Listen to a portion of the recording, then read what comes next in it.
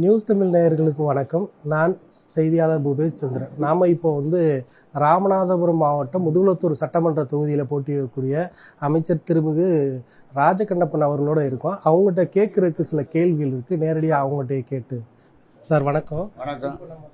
இப்போ 3 மடங்கு ஆள் அதிகமாகறாங்க. போனவொடனே இப்போ 3 பேர் இருந்தாங்கன்னா இப்போ 10 பேர் இருக்காங்க. 10 பேர் இருந்தாங்கன்னா 30 பேர் இருக்காங்க. 3 மடங்கு ஆள் வர்றாங்க. எல்லாமே கட்சிப்படி தான் நடக்குது. உதயசூரியன் சின்னத்தில் போட்டினால கட்சிப்படி நடக்குது. அங்கிட்டு அவர் கட்சிக்கார் கிடையாது. மற்றவங்களை பற்றி பிரச்சனையை நாங்கள் சொல்கிறதில்ல. எங்களுடைய சாதனைகள் என்ன, தண்ணி கொண்டாந்தோம், மற்றவதை தான் சொல்கிறத தவிர மற்றவங்களை பற்றி குறை சொல்கிறதில்ல. ஏன்னா 75 வருஷம் சுதந்திரம் அடைஞ்சு தொகுதி முன்னேறாமல் கிடைக்கும். இப்போ தான் முன்னேறி இருக்குது. கொஞ்சம் அடுத்து கட்டத்துக்கு நகர்ந்துக்கிட்டு இருக்கோம். வேறு இப்போது ராமநாதபுரம் மாவட்டத்தோட பிரதான பிரச்சனையாக அந்த குடிநீர் பிரச்சனை இருக்குது. அந்த குடிநீர் பிரச்சனையை தீர்க்கறதுக்கு என்ன மாதிரியாக முன்னெடுப்பு செஞ்சு 2819 கோடி ரூபா தளபதி கொடுத்துருக்காரு ஜலஜீவனில். 2819 எல்லா ஊர்லேயும் தண்ணி பாய போகுது. எல்லா ஊர்லேயும் பைப் போட்டிருக்காங்க. முதல்ல முதல்வர் தொகுதி, மற்ற தொகுதியெல்லாம் அடுத்தது பாய்ஞ்ச உடனே எல்லாத்துக்கும் முடிஞ்சு தண்ணி பிரச்சனையே வராது.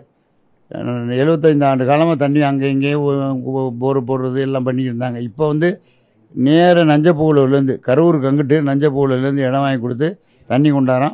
ராமநாதபுரம் டிஸ்ட்ரிக்டே கொடுத்துருக்காரு நம்முடைய முதலமைச்சர் தளபதியார். அதனால் ஒன்றும் பிரச்சனை கிடையாது. ராமநாதபுரம் மாவட்டன்றது பெருசாக அந்த தொழில் வாய்ப்புகள், தொழில்துறை இல்லை அப்படின்றது இருக்குது. இப்போ அதுக்கு என்ன திட்டங்கள் வச்சுருக்கோம்? முதல்ல முன்னேறணும். முதுகுளத்தூரில் அடிப்படை தேவைகளை பூர்த்தி செய்யணும். அதுக்கடுத்த கட்டத்தான் இப்போ மில்லு கட்டுறோம். ப்ரைவேட்டில் கட்டுறாங்க. இப்போ கமுதியில் கட்ட போகிறோம் இந்த வருஷம். அப்புறம் கஞ்சம்பட்டி ஓட சில பாசனங்களில் இம்ப்ரூவ் பண்ண போகிறோம். முதல்வத்தூராக கொண்டாடணுங்கிறது என்னுடைய ஆசை. முன்னேறுகின்ற முதல்வத்தூராக கொண்டாந்துடணும். வேலைவாய்ப்புகளுக்குரிய 2 சிட்கோ இண்டஸ்ட்ரி மூலம் நம்ம தனிச்சயத்தில் 60 ஏக்கர் எடுத்திருக்கோம். அங்கே இண்டஸ்ட்ரீஸ் போடுறோம். அப்புறம் குரோமியம் இண்டஸ்ட்ரீஸ் வந்திருக்கு. அதில் நம்ம வாலிநோக்கம் பகுதியில் இண்டஸ்ட்ரீஸுக்கு கொண்டு வர போகிறோம். உப்பளத்தில் வேலை வாய்ப்பு கொடுக்க போகிறோம். இப்போ அந்த கார்ட்டு கருவியெல்லாம் சுத்தம் பண்ணிவிட்டு ஹைகோர்ட்டில் ஆர்டர் வாங்கி கொடுத்தாச்சு. அதிகாரிகள் மட்டத்தில் பேசி அந்த காட்டுக்கருவியெல்லாம் சுத்தம் பண்ணிவிட்டு பூரா உப்பளத்தில் வேலை செய்ய வர்றது மாதிரி ஏற்பாடு பண்ண போகிறோம். 7200 பேருக்கு வேலை கொடுக்க போகிறோம். அதனால் வேலை வாய்ப்பு ஏற்கனவே முதல்வர் கல்லூரியை நடத்தியிருக்கோம். இப்போ கம்பதியில் நடத்தணும். பிரதானமாக நீங்கள் சொன்னது போல் அந்த சீமை கருவேல மரம் மாவட்டத்தோட பெரிய பிரச்சனையாக இருக்குது. இப்போ நீங்கள் நீதிமன்றத்தில் கூட உத்தரவு போட்டிருக்காங்க. அதில் என்ன மாதிரியான தீவிரத்தை முன்னெடுக்கிற மாதிரி? நீதிமன்றத்தில் என்ன சொல்லியிருக்காங்கன்னா, மூட்டா காட்டுக்கருவையும் வெட்டணும்னு சொல்லியிருக்காங்க. அது ஒன்றும் பிரச்சனை கிடையாது. காட்டுக்கருவை வெட்டுறதுல எந்த விதமான பிரச்சனை கிடையாது. அந்தந்த கிராமங்களில் பேசி அதிகாரிகள் கூப்பிட்டு நீ கிராமங்களில் பேசி வெட்ட சொல்லுங்கய்யா.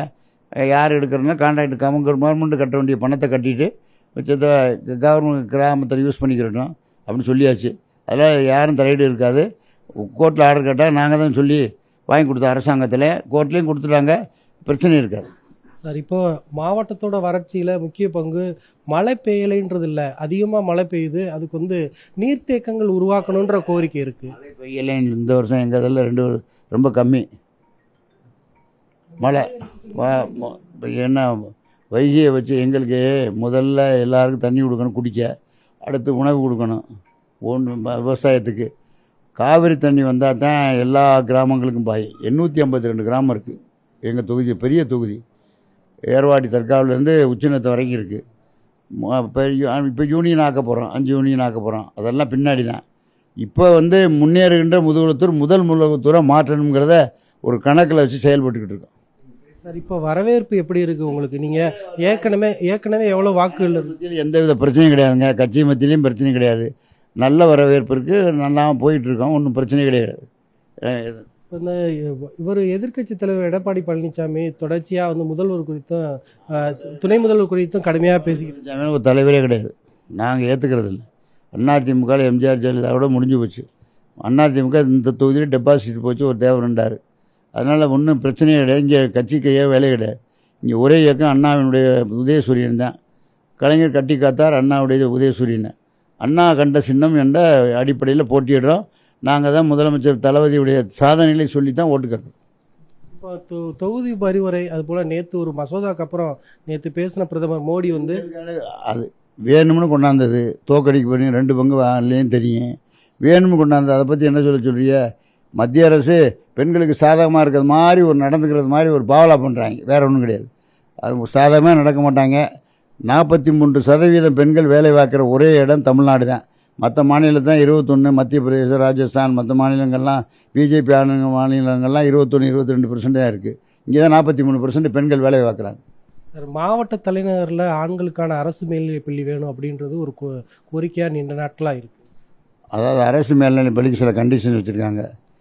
மேல்நிலைப் பள்ளியை உயர்நிலைப் பள்ளியாக மேல்நிலைப் பள்ளியாக தரம் உயர்த்துறதுக்கு 120 மாணவர்கள் இருக்கணும். 120 மாணவர்களுக்கு இந்த வருஷம் வாலி நோக்கத்தை வாங்கி கொடுத்துருக்கோம். அடுத்த வருஷம் 120 மாணவர்களுக்கு மேலே உள்ள பள்ளிகளுக்கு சிபாரிசு செஞ்சு வாங்கி கொடுப்போம். நிச்சயமாக பல்வேறு பணிகளுக்கு மத்தியில் அரசியல் மற்றும் தேர்தல் பரப்புரை மிக தீவிரமாக நடந்து கொண்டிருக்கக்கூடிய இந்த சூழலில் நமக்கும் நேரம் ஒதுக்கி தந்தமைக்காக நன்றி சார்.